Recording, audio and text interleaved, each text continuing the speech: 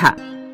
कस्बे में लालू नाम का एक किसान अपनी पत्नी और बच्चों के साथ रहता था। लालू आज शहर जाकर मंडी में अपनी फसल बेचने जा रहा था। पापा, फसल बेचकर जब पैसे मिलेंगे तो मेरे लिए एक लहंगा चुन्नी लेकर आना, और पापा मेरे लिए एक क्रिकेट बैट लेकर आना। सुनिए जी, मेरे लिए एक बनारसी साड़ी लेना मत भूलना। ठीक है, जिसने जो जो बताया वो सारा सामान ले आऊंगा। ले आना बच्चों, एक कटोरी आटा, एक कटोरी चावल। जाओ बच्चों, अम्मा को आटा दे दो। लालू आलू की फसल एक टांगे पर रखता है और शहर की ओर निकल पड़ता है। मंडी का ठेकेदार लालू राम बहुत चालाक आदमी था। वो किसानों से बहुत सस्ते दाम में फसल खरीद लेता था और फिर शहर के दुकानदारों को ऊंचे दामों में बेचता। ठेकेदार साहब, 10 क्विंटल आलू के सिर्फ 10,000 रुपए। अरे लालू, तुम भी बिल्कुल निपट गंवार आदमी हो। इस बार मंडी में आलू भरा पड़ा है, इसीलिए आलू के दाम बहुत गिर गए हैं। बेचना है तो बेचो, वरना घर ले जाओ। मेरे पास तुमसे बहस करने का टाइम नहीं है। बाकी किसानों ने तो अपनी फसल बेच दी, लेकिन लालू अपनी फसल घर ले आया। क्या हुआ? फसल वापस क्यों ले आए? मंडी बंद है क्या?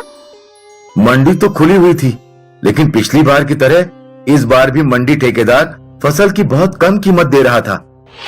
जितने में भी बिक रही थी बेच देनी चाहिए थी। नहीं, इतनी मेहनत और लागत लगाकर फसल उगाई, इतने सस्ते में कैसे बेच दूं? अपनी हाथ गाड़ी बनाऊंगा और सीधे शहर ले जाकर आलू बेचूंगा। पापा, ये हाथ गाड़ी क्या होता है? तुम्हारे स्कूल के सामने जो भैया अमरूद बेचते हैं, वो अमरूद किस चीज पर रखकर लाते हैं? ठेले पर। उस ठेले को ही हाथ गाड़ी भी बोलते हैं। लालू अपनी पत्नी का मंगलसूत्र बेचकर मजबूत लकड़ी और 4 टायर खरीदता है। कुछ ही दिनों में वो अपनी हाथ गाड़ी तैयार कर लेता है। उधर गांव का एक आदमी ठेकेदार को जाकर सारी बात बता देता है। क्या लालू अपनी हाथ गाड़ी तैयार कर रहा है? फसल सीधे शहर में ले जाकर बेचने के लिए? हाँ, नहीं, ऐसा नहीं होना चाहिए। आज लालू शहर ले जाकर सीधे आलू बेच रहा है, कल गांव के बाकी किसान भी यही करेंगे। फिर मेरे पास तो कोई अपनी फसल बेचने आएगा ही नहीं। अपना तो सारा धंधा ही ठप हो जाएगा। तो अब आप क्या करेंगे ठेकेदार साहब? लालू तो कल आलू बेचने शहर जा रहा है। तुम चिंता मत करो, मेरे पास जीप है। तुम कल सुबह आ जाना, हम लालू को शहर जाने से पहले ही पकड़ लेंगे। अगले दिन लालू अपने आलू ठेले पर लाता है और शहर की तरफ निकल पड़ता है। बाय बाय पापा। बाय बाय पापा। बाय बाय बच्चों। पापा, शाम को सफेद वाले रसगुल्ले लाना मत भूलना। ठेकेदार अपनी जीप से लालू का पीछा करने लगा। एक जगह जब रास्ता सुनसान था, ठेकेदार पीछे से जाकर लालू के ऊपर बोरी डाल देता। ठेकेदार और उसका आदमी लालू की जमकर धुनाई करते हैं और उसकी हाथ गाड़ी में आग लगाकर जीप से भाग जाते हैं। लालू बेचारा शाम तक बोरी में बंद पड़ा रोता रहता। अरे कोई है आसपास? कोई मुझे बाहर निकालो, मेरे बीवी बच्चे घर पर इंतजार कर रहे होंगे। वही बूढ़ी औरत जो लालू के घर भीख मांगने आती थी, वहाँ से गुजर रही थी। वो बोरी की रस्सी खोलकर लालू को बाहर निकालती है। शुक्रिया अम्मा। अरे ये क्या हो गया? अब मैं अपने परिवार का खर्चा कैसे चला पाऊंगा? क्या हुआ बेटे, क्यों रो रहे हो? अम्मा, मैं सुबह शहर के लिए आलू बेचने निकला था। पता नहीं कौन मेरे पीछे से आया, उन्होंने मुझे मारा पीटा और मेरा ठेला जला दिया। कोई बात नहीं बेटे, थोड़ा धैर्य रखो। ईश्वर के राज्य में सबको न्याय मिलता है। तुम अपने घर जाओ। 1 क्विंटल आलू जल गए तो क्या हुआ? बाकी आलू तो तुम्हारे पास है ना, उन्हें बेच लेना। इससे पहले कि लालू अपनी बात पूरी कर पाता, भिखारिणी गायब हो गई। लालू निराश हुआ अपने घर पहुंचता है, लेकिन घर पहुंचते ही उसकी निराशा गायब हो जाती है। लालू ने देखा कि आंगन में एक हाथ गाड़ी खड़ी है और बच्चे उस पर बैठकर सफेद रसगुल्ले खा रहे हैं। बच्चों, ये ठेला कहाँ से आया और तुम्हें सफेद रसगुल्ले कौन देकर गया?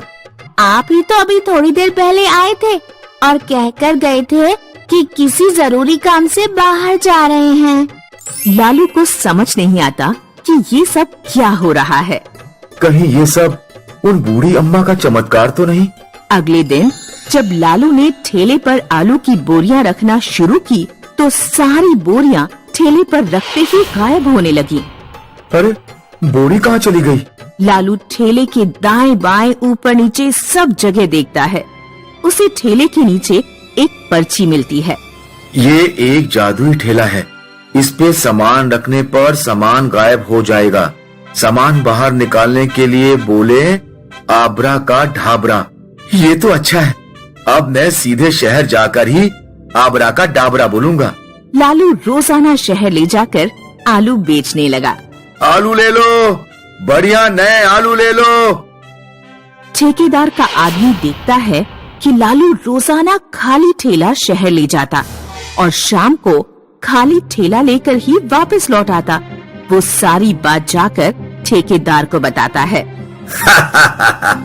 लगता है लालू सदमे में आकर पागल हो गया है। नहीं उस्ताद, मुझे तो दाल में कुछ काला लगता है। हमें एक बार चलकर देखना चाहिए। ठीक है, कल चलते हैं जीप से। अगले दिन ठेकेदार और उसके आदमी ने चुपके चुपके लालू का पीछा किया। आबरा का ढाबरा।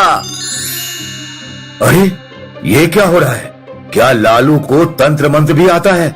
उस्ताद, मुझे तो लगता है उसकी नई हाथ गाड़ी में कोई गड़बड़ है। लौट के आने दो उसे। इस बार उसे जिंदा नहीं छोड़ेंगे। शाम को लालू वापस लौटा।